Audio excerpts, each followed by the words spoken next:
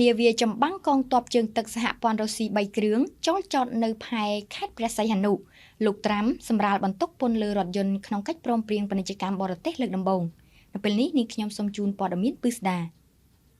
នាវាចម្បាំងកងទ័ពជើងទឹកសហព័ន្ធរុស្ស៊ីចំនួន3គ្រឿង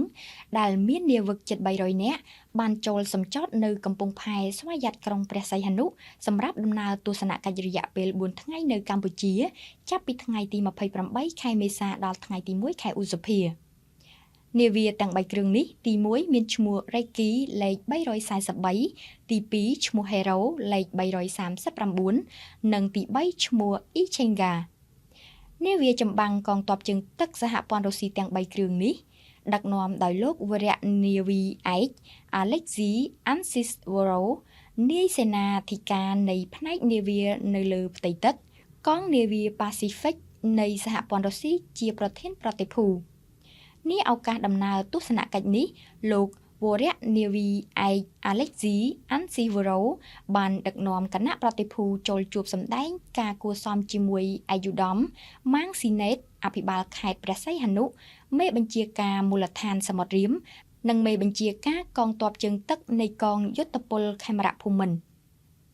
ជាមួយគ្នានេះដែរក៏មានការលេងកីឡាជាមិត្តភាពបាល់ទះបាល់ទាត់រវាងនាវិកកងទ័ពជើងទឹកសហព័ន្ធរុស្ស៊ីជាមួយនាវិកកងទ័ពជើងទឹកមូលដ្ឋានសមុទ្ររៀមផងដែរនៅពេលនេះនាងខ្ញុំសូមជូនព័ត៌មានអន្តរជាតិប្រធានាធិបតីអាមេរិកលោក Donald Trump បានចុះហត្ថលេខាលើក្រឹត្យពីច្បាប់ដើម្បីបន្ធូរបន្ថយឥទ្ធិពលអាក្រក់នៃពន្ធលើរថយន្តរបស់លោកកាលពីថ្ងៃអង្គារទី29ខែមេសា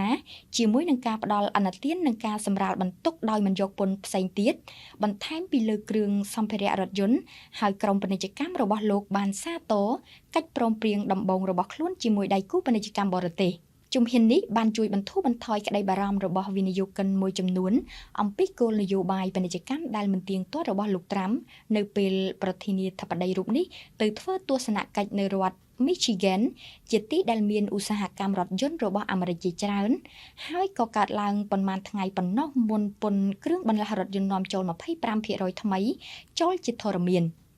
នៅក្នុងគោលនយោបាយបញ្ច្រាស់ផ្នែកពន្ធចុងក្រោយបង្អស់របស់ខ្លួនលោកត្រាំបានយល់ព្រមផ្ដល់ពេល2ឆ្នាំឲ្យក្រុមហ៊ុនផលិតរថយន្តដើម្បីបង្កើនភាគរយនៃគ្រឿងបន្លាស់ក្នុងស្រុកនៅក្នុងរថយន្តដែលបានដំឡើងក្នុងស្រុករួមទាំងការបន្ធូរបន្ថយតម្លៃផ្សេងទៀតជាមួយគ្នានេះក្រឹត្យលោកត្រាំក៏ផ្ដល់ឲ្យរថយន្តនិងគ្រឿងបន្លាស់រថយន្តនាំចូលពីបរទេសដែលនៅក្រោមពន្ធរថយន្ត 25% ថ្មីរបស់លោករួចទៅហើយ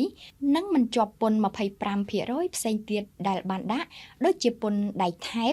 និងអាលុយមីញ៉ូមឬពន្ធទំនិញកាណាដានិងមិចស៊ិចឡើយប៉ុន្តែក្រឹត្យនេះបញ្ជាក់ថាពន្ធផ្សេងទៀតរួមទាំងពន្ធរបស់លោកត្រាំលើទំនិញរបស់ចិនដែលឈានដល់ 145% និងនៅតែអនុវត្តដូចទៅនឹងអត្រាពន្ធប្រទេសដែលអនុគ្រោះបំផុត 2.5% ដ៏យូរអង្វែងរបស់អាមេរិកសម្រាប់ការនាំចូលរថយន្តនាងខ្ញុំណារិនពីព័ត៌មានខ្លីៗនៃវិទ្យុជាតិខេត្តកណ្ដាល